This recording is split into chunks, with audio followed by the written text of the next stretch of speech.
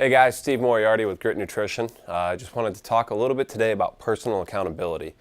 This was actually motivated by a conversation I was having with a friend the other day, and long story long, they were talking to me about a past situation where I was kind of reflecting and talking about what I could have done better, how I could have improved, how I hope to improve in the future, or be better in the future.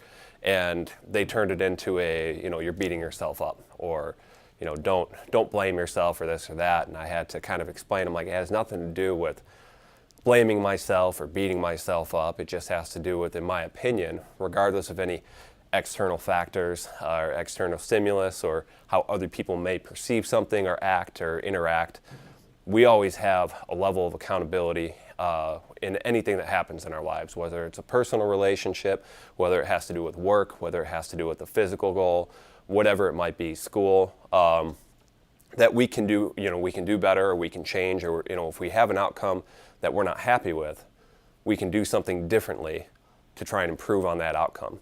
And I feel like a lot of people today, instead of looking at what could I have done better, what could I have done differently, reflecting, learning, growing, instead they're more looking at it as like, oh, well, because this person did that, or because this person felt that, or because that was out of my control, or whatever it might be, there's nothing I could have done.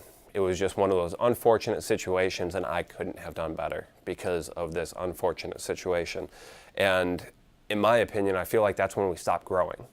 When we stop looking at what could I have done better and how can I be better in the future, then you don't grow and you just end up stagnant, whether it's at work, whether it's with your fitness goals, whether it's in your personal relationships or romantic relationships.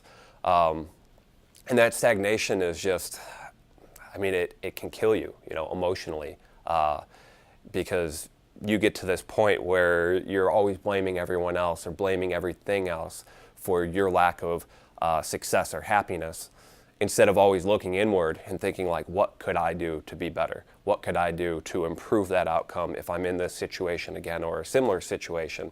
And I just feel like that constant learning is what allows us to continue that pursuit of happiness.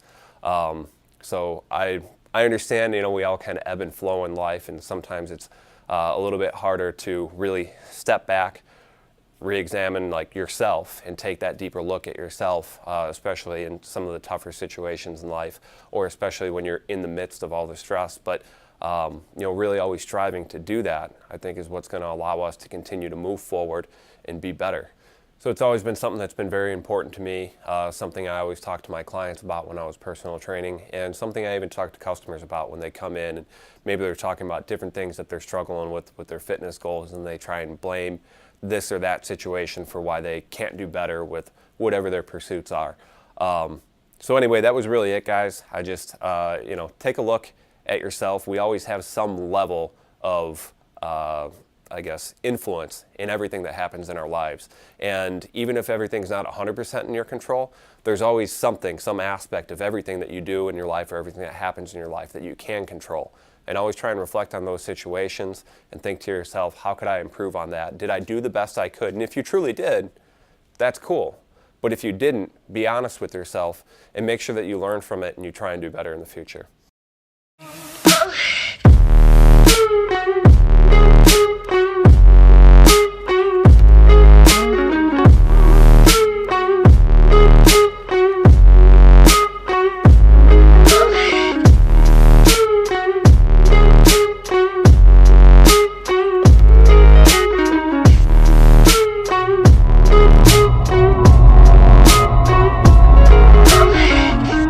Cast me far